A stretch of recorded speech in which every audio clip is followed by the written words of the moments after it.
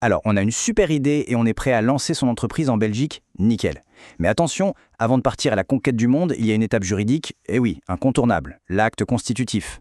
C'est vraiment le document qui va donner vie officiellement au projet. Allez, on regarde ça de plus près. Alors au programme, d'abord on va voir ce que c'est exactement cet acte. Ensuite, à quoi il sert vraiment. On va aussi décortiquer ce qu'il y a dedans, comment on le rend officiel et bien sûr, on terminera avec un petit récap des points essentiels. C'est parti! On commence par le commencement, l'acte de naissance d'une société. Comment est-ce qu'un simple document transforme une idée, aussi brillante soit-elle, en une vraie entité légale reconnue par la loi? Voilà la grande question. Comment on passe du stade de l'idée à une véritable entreprise qui peut signer des contrats, embaucher, facturer ses clients? Eh bien, la réponse, elle tient en 2 mots. L'acte constitutif. Ok, donc concrètement, c'est quoi? L'acte constitutif, c'est ni plus ni moins que l'acte de naissance de la société. C'est le papier qui officialise son existence. Il est obligatoire pour les formes de société comme la SRL ou la SA. Mais attention, petite précision importante, pour un indépendant personne physique, ça, ce n'est pas nécessaire. D'accord. Mais alors, pourquoi est-ce que ce document est si important? À quoi il sert au juste? Parce que ce n'est pas qu'une simple formalité administrative. Loin de là.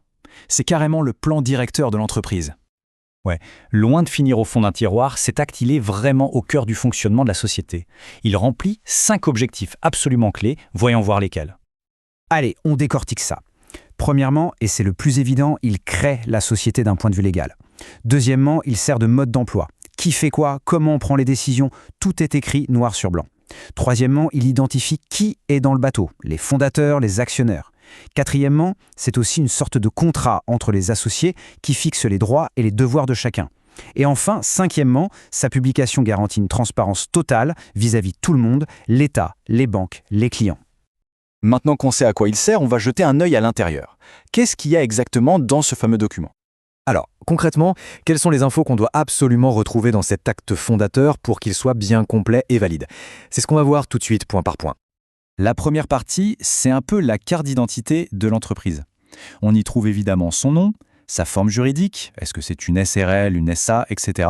Mais aussi son adresse officielle, ce qu'on appelle le siège social.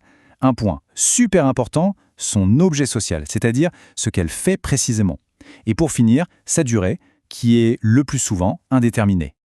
Ensuite, on s'intéresse aux personnes. Qui sont les fondateurs? Cette partie va identifier chaque fondateur avec ses coordonnées, mais surtout elle précise le nombre de parts que chacun possède et le rôle qu'il ou elle va jouer dans la société. C'est la base pour que tout soit clair entre les associés dès le départ. On passe maintenant au nerf de la guerre, l'aspect financier. Ce qui est intéressant ici, c'est de voir les différents types d'apports. Il y a le numéraire, c'est-à-dire l'argent, mais on peut aussi faire des apports en nature. Ça peut être une voiture, un ordinateur. Chaque apport est évalué et c'est tout ça qui va déterminer comment les parts sont réparties. Et ça nous amène à une différence majeure depuis le nouveau Code des sociétés.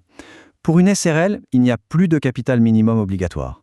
Par contre, il faut prouver que les apports sont suffisants pour démarrer l'activité. Pour une SA, c'est différent. L'exigence d'un capital de départ bien défini, elle, est toujours là. Cette section, c'est le règlement intérieur de l'entreprise, en quelque sorte. Elle répond à des questions cruciales pour l'avenir. Qui gère au jour le jour? Qui a le pouvoir de signer des contrats? Comment sont prises les décisions importantes en assemblée générale? Et la question que tout le monde se pose, comment se partagent les bénéfices? Tout est fixé ici pour éviter les problèmes plus tard. Pour finir, l'ensemble de ces règles forme ce qu'on appelle les statuts, qui sont vraiment le cœur de l'acte. Et à ça, on ajoute des annexes qui sont super importantes, comme le fameux plan financier obligatoire pour une SRL, ou encore le rapport d'un expert qui va évaluer les apports en nature. Bon, on a le contenu, mais une fois que tout ça est écrit, comment est-ce que ça devient un document officiel, avec une vraie valeur juridique? Et la question est importante parce qu'on ne peut pas juste rédiger ça sur un coin de table pour des sociétés comme la SCRL ou la SAE, il faut absolument passer par un professionnel pour que ce soit valide. En fait, le processus est assez simple, il y a 2 grandes étapes. D'abord, direction le notaire. C'est lui qui va rédiger, donner des conseils et surtout authentifier l'acte avec sa signature. Ensuite, c'est aussi le notaire qui s'occupe de faire publier l'acte au Moniteur belge, le journal officiel du pays. Et c'est à ce moment-là, et seulement à ce moment-là, que la société existe officiellement aux yeux de tous. Ok, on a vu pas mal de détails, c'est le moment de résumer tout ça en quelques points clés pour que ce soit bien clair. Allez, on synthétise pour que les concepts essentiels restent bien en tête. En résumé, le but de l'acte, c'est de créer officiellement la société. Les fondateurs, ce sont les personnes qui lancent le projet. Ils amènent les apports, c'est-à-dire les ressources pour démarrer. Les statuts, ce sont les règles du jeu. Elles définissent l'activité de l'entreprise, c'est l'objet social, et désignent les dirigeants, ceux qui sont aux commandes. Et l'étape finale, la publication, rend tout ça public et officiel. C'est vraiment la structure qui permet à l'entreprise de fonctionner. Pour conclure, l'acte constitutif, ce n'est vraiment pas juste un bout de papier, c'est la fondation, le squelette juridique de l'entreprise.